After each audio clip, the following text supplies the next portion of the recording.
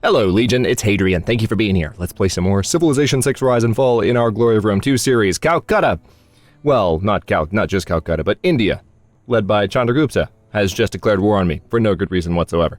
Especially considering the fact that he doesn't have really a lot of territory to speak of. So we're going to have an interesting time possibly being at war in the next couple of episodes with both India and maybe Persia, because they're most likely our next adversary, and that will put us right on the doorstep of my favorite person ever.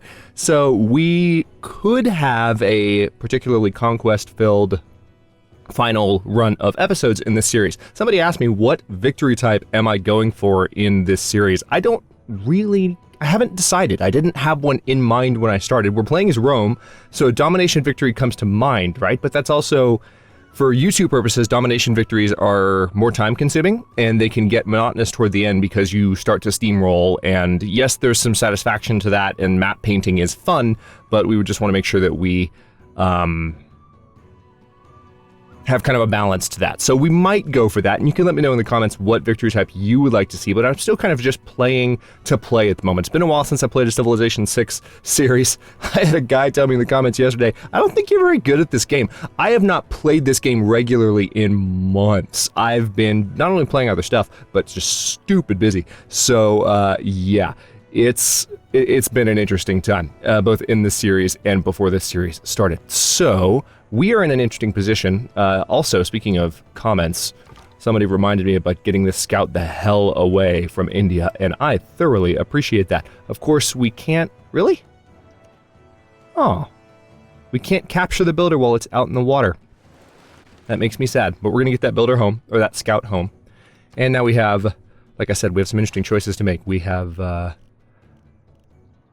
both technology and civics research to pursue. I think I'm going to go for astronomy so we can get access to, well,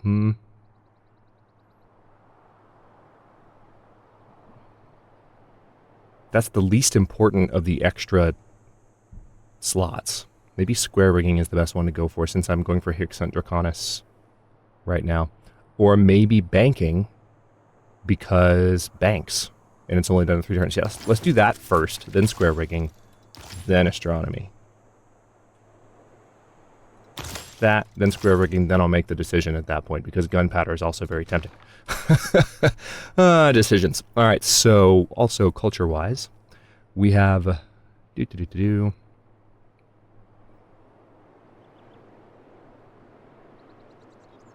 Camp improvements, excuse me, receive +1 production, +1 food, and the privateer. That's going to be handy as well.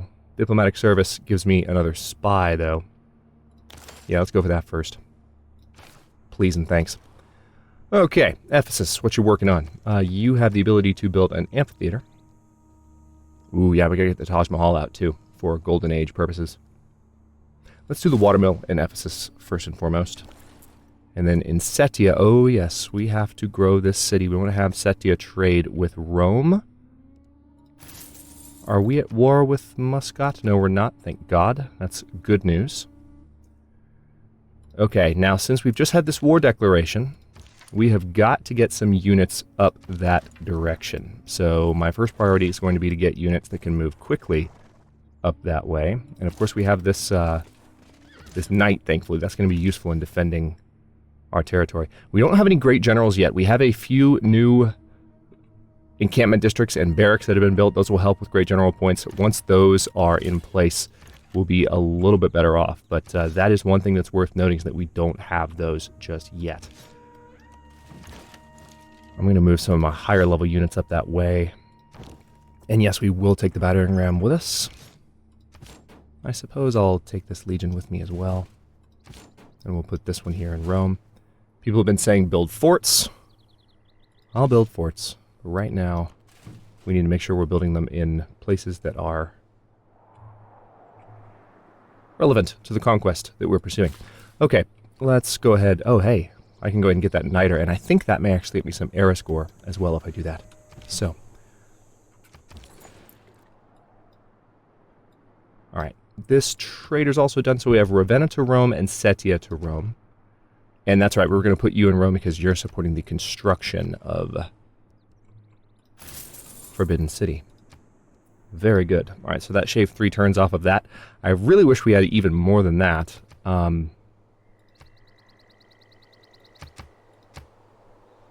Yeah, we got to keep it on production focus. I don't like it, but that's what we're going to do. Doubt if you will. Don Quixote. Truth is that which I have told, and forever rests upon lies, like oil over water. Or as an uneducated person might say, Don Quixote. Just a hunch. Phonetically speaking, that's how you would say it. If you didn't know that it was Quixote. Huh. See, that's what I mean. That's, aside from the fact that we conquered Greece and now everybody hates me, that's the other reason. Cyrus has been snarky since the very beginning of the game, so I feel like we're gonna have him to deal with. Pretty soon we're gonna have to improve our religion with another great prophet. Not great prophet, but apostle. Great prophets only arrive once. They're the least useful of all of the great people in Civ 6. I don't know if you've ever thought about that, but it's quite true. Alright, actually Cyrus is the target of a couple of wars himself right now. Alright, nothing new there in terms of the notifications. We'll clear those. The workshop is probably going to be the best thing to build here, I would imagine. Let's do the watermill first, just for growth and production purposes.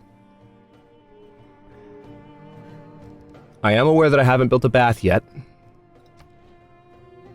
We could go ahead and do that. That'll move us towards locking down a golden age and having a heroic age for the next one. So we could do a bath in Mediolanum. One of the reasons I haven't built one, well, 2 reasons. Number one, it's my ace in the hole for the heroic age, right? You want to save that for when you have 2 uniques, and most civilizations do.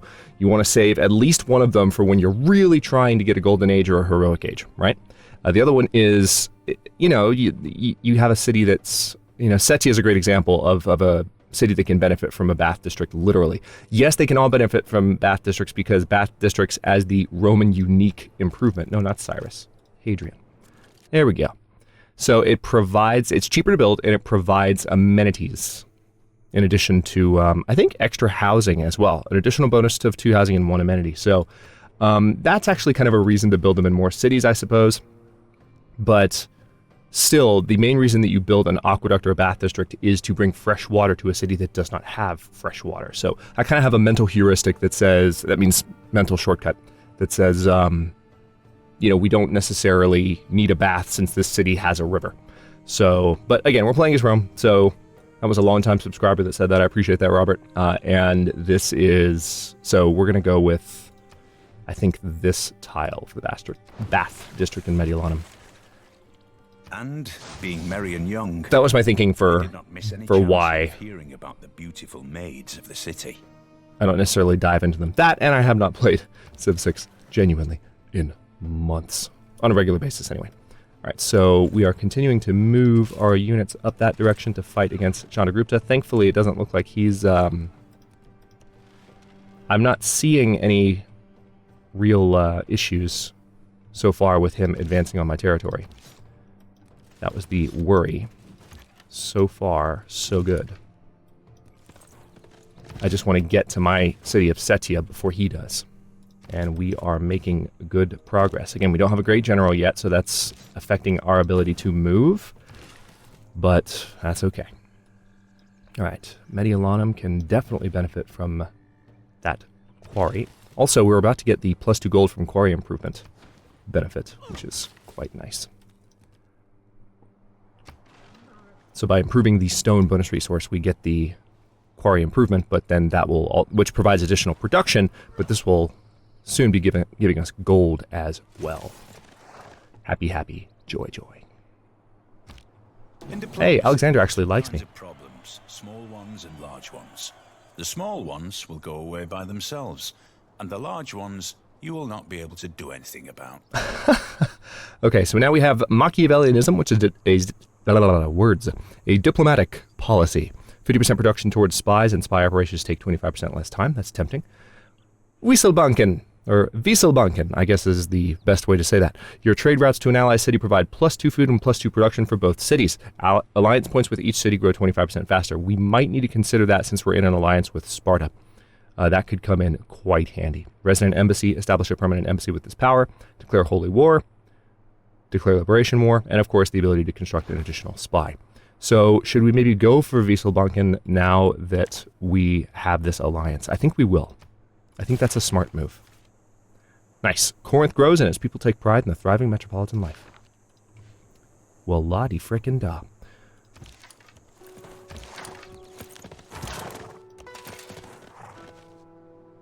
Yeah, we are not suzerain of Muscat, so we might have to do some additional road building here because these two, it's a little bit tougher for my units to move along these tiles.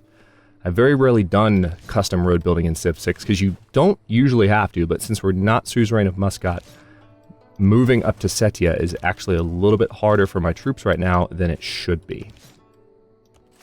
Which is kind of annoying. But I think we're okay. And we're going to have a fun time taking this territory. I don't think India... personally, I think China talked India into declaring a war on me, thinking that they'd be able to do more damage than they actually can. So this is going to be fun. We're going to go for mercantilism. Hang on. Ooh, extra combat strength when a non-religious unit fights a civilization that follows another religion. Let's do Reformed Church since it's going to be done in one turn. Also, why is that lowercase? They need to fix that. Pet peeve. That and pasture improvements receive +1 food. I guess I will go ahead and go for these two first. Mainly because of those, you know, small improvements, especially that one. Maybe even go for that first before this. No, I'll do that, and then we'll go for mercantilism. We're making a good amount of culture per turn. As we continue to add cities, I think we're going to get ahead of ourselves pretty handily. All right, we finished our builder in Kume. I guess I'll go ahead and do a bath district here as well. Let's put it right there. Again, we're on a river, so we're already getting fresh water. But there's still additional bonuses. Additional bonuses that are worth considering.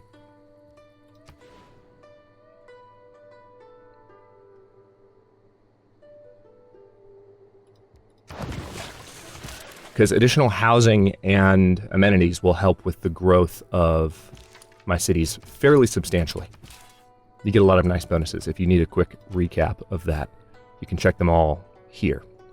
Right now, these cities are just content, and population growth rate is actually slowed when you have less housing, so adding the bath districts in various, especially in Ravenna, for instance, the population will grow faster again. Same situation in Rome, if we actually get a bath district set up. And I don't know that we'll be able to here without getting rid of one of those quarries, which makes me sad. But, all right, absolutely, we're going to improve that stone. And that's too far away for any cities to work.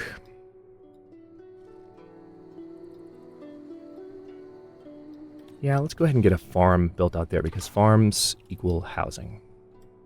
I'm really mad that we couldn't take that builder.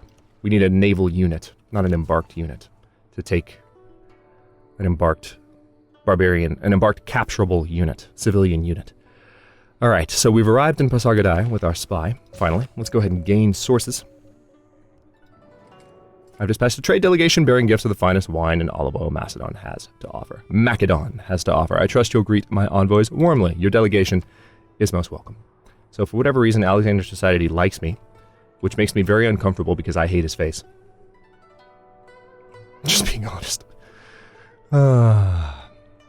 We still have room for more traders as well. It's nice to have all these different cities. We've got a lot of different construction projects going at once. Cleo, what you doing? You're holding the game up. Hurry up. Cleo, we've had this conversation. You need to stop. Cleo, please stop. Cleo, what are you doing? Thank you. Gilgamesh, you're in no position to make demands. Yes, your embassy is a very welcome addition to our capital. Ally? Absolutely.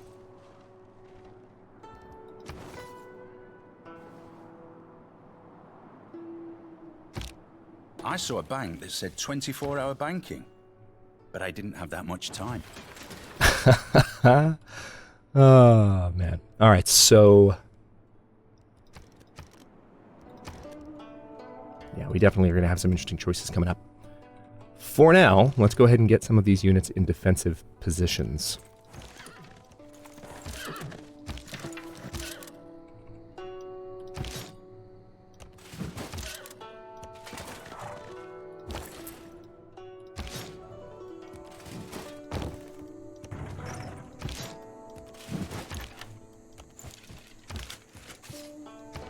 Almost there.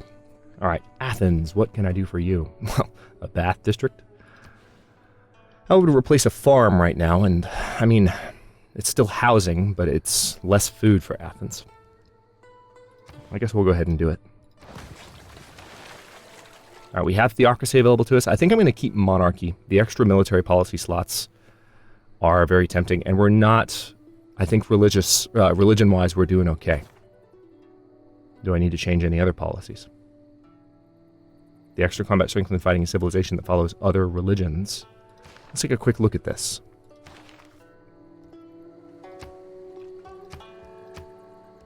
Does India have its own religion? No, it does not. And it does not... Oh, wait, actually, it does show that to an extent we've got imperial cult, and we have... Oh, no, that's Persia. Hang on. Right, India doesn't appear to have a dominant religion. Is there a place where you can actually look, though?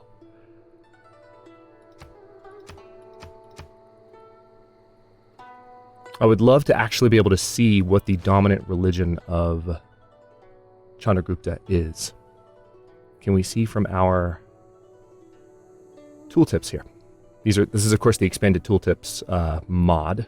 I don't remember specifically what it's called. Hang on, I've got my stuff right in front of me here. What is it? It's the Extended Diplomacy Ribbon mod. If you want to check the description, the link is down there. But that does not say anything about...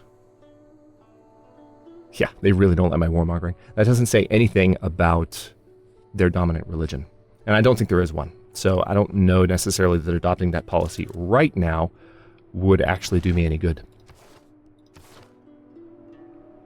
Combat strength when fighting barbarians. I can probably do away with that policy, though. And a 50% discount on all unit upgrades is going to be pretty handy, given...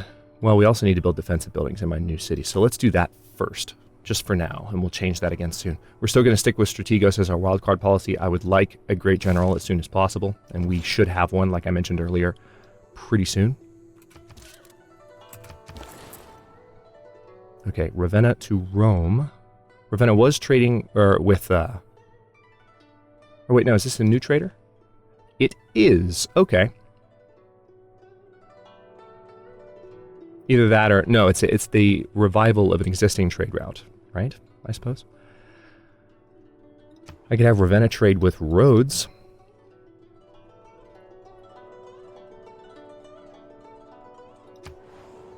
Yeah, if I try and have them trade with Setia, they'll still draw a path through Muscat. They won't redraw the road. I'll have to redraw the road using a builder. So I suppose... Hang on, gold-wise, Sparta's the best choice, and this will provide me additional culture as well. Production-wise... What about growth-wise? Rome is the best city for that. Production-wise, Rhodes is the best city. Let's go ahead and do that. And also, let's take a quick look at our religious purchasing power. 285 faith. So we need to wait a few more turns before we purchase our new apostle. There we go. Our knowledge of rifling has advanced considerably. Okay, no era score for that. I wasn't quite sure. All right, now Athens, you will also need some bonuses. Again, we really would benefit from having as many of these bonuses thrown down as possible. Our economic alliance with Sparta is definitely worth weighing quite heavily. I think I'll go with Hattusa. That used to be a city-state. It still has a science bonus as a result of that. But we already have a trade route going with Sparta, and I prefer not to give any one of their cities too much production. Let's try and balance out how much we're benefiting them, you know? That's the thinking. I'm going to go for that wheat with that builder. And we can get... Thank God this scout can move through deep water. Because otherwise that unit would have been in trouble. Yeah, as soon as possible. I might purchase a builder here when I can, given that we're making so much gold per turn, but as soon as possible, we're going to build as many naval ships as we can and start going out and exploring the world. That's another way for us to earn Golden Era, or Golden Age points. I think we are going to be okay in this war, though. Roman Bath District is going to be done in 3 turns in Ravenna, 2 turns in Mediolanum. That should do away with the housing problem. Yeah, so in 2 or 3 turns, before the end of this episode for sure, all of those are going to finish up. And we also have the Forbidden City in Rome. Alright, city is losing loyalty. I think it'll be okay, because loyalty is pop-based. Ephesus and Corinth need more amenities to keep productive. Yeah, we can use the bath to take care of that to a certain extent. And now that we've gotten that, I think we're building, what, the workshop here? Or not the workshop, the, what's it called? Water thingy. Watermill. That thing. The thing that says at the top that has just been completed. Let's get the workshop constructed, because that's for the industrial district. That's going to help several cities in the area. I'm going to not buy that with faith, because I need the apostle first. Mycenae is not growing at the moment, because it's on production focus. Because this could potentially be a frontline city and it's smaller, I'm going to go ahead and build the medieval walls just to get that done. And then Pergamon might use similar thinking. Pergamon actually needs... See, this is an example of a city that could really benefit from a bath district, because it is not on a river. So we're going to put a bath district right there. That will absolutely help the city grow faster. Okay, we're going to start moving forward slightly, not too quickly. Just want to keep an eye on who's in the area.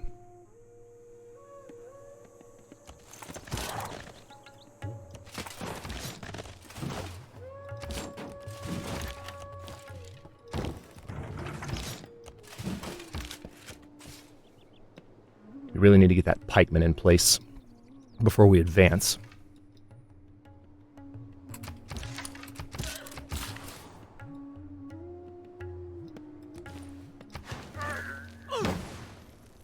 Those 3 farms being next to each other would be beneficial to me fairly soon, if not already.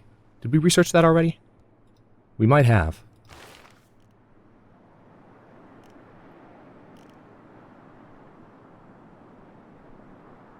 Yep, feudalism.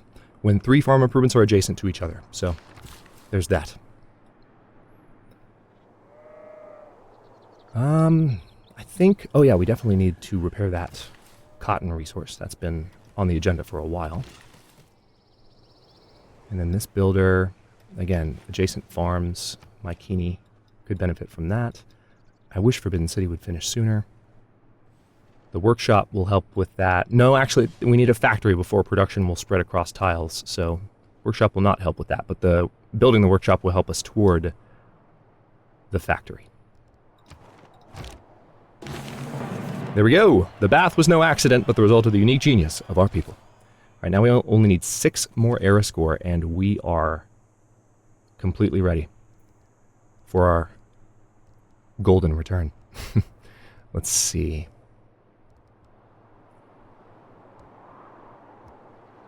I kind of want to get a university thrown down here before anything else. I kind of do. We're almost ready for that builder. But yeah, let's get that university built. It does not appear that our friends are advancing particularly quickly.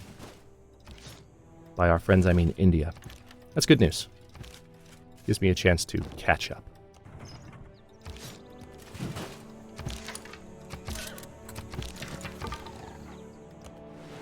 Again, I don't think that Chandragupta really wanted to be a part of this war, and I think once we start advancing on him, he's going to be like, oh my god, give me peace. I'm going to be like, no, you declared war on me. I'm going to conquer your cities. And then everyone's going to hate me even more.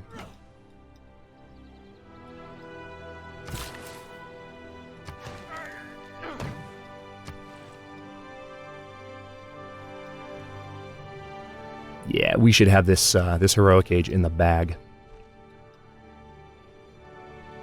Still seeing some loyalty issues in Setia. We can change that somewhat by getting our religion up there. That'll help. And the end of all our exploring will be to arrive where we started and know the place for the first time. Yeah, press gangs. That is one policy I definitely wanted. So now that we're no longer producing defensive buildings as much, I mean, we are. Yeah, we're going to change that out. I want the naval bonus. Okay, now economic policy. Why did that just change? What do we have there before? The production bonus for everything? Probably so. Extra production towards medieval and Renaissance wonders? Yes, please. We're building a couple of those. All right, the great general points per turn are still needed. I would really like to have another wildcard policy going, but we need that particular bonus. We need the great generals as soon as possible. Let's see. Almost done with this episode, but first, why don't we also get a university going in Cumae? Because catching up in science is still a priority. And then Ravenna could probably... We could do an industrial zone here, and 1, 2, 3, 4, 5, 6. That's in range.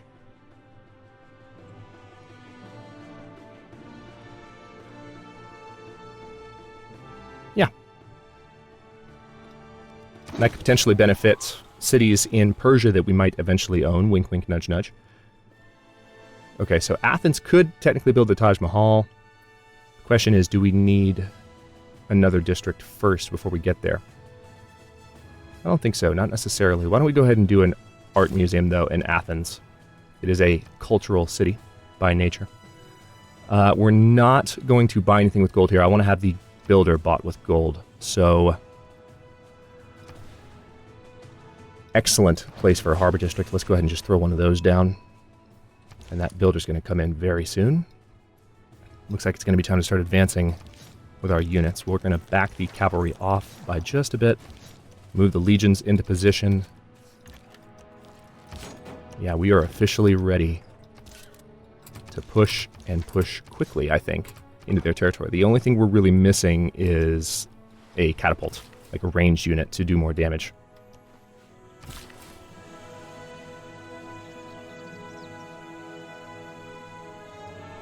I don't think there's anything we can do with that tile yet, so I think I'm just going to go over there for the sheep. The best one to improve for the moment. Are we ready to fix that yet? Yeah, there we go. Repair. Finally, that fire's been burning forever and a day. Oh, hey, we actually have a Chinese unit coming up through our territory down here. I'm glad I spotted that. I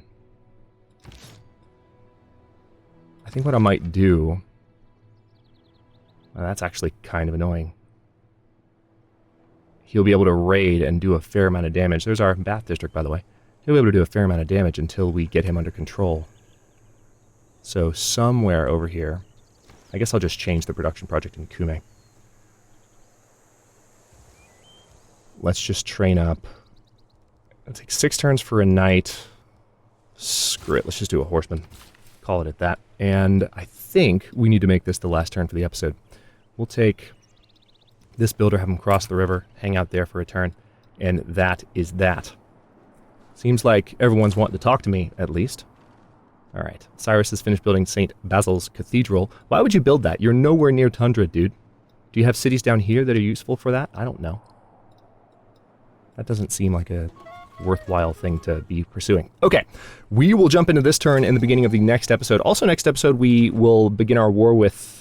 Well, we've already begun our war, but we'll begin advancing on our good friend Chandragupta.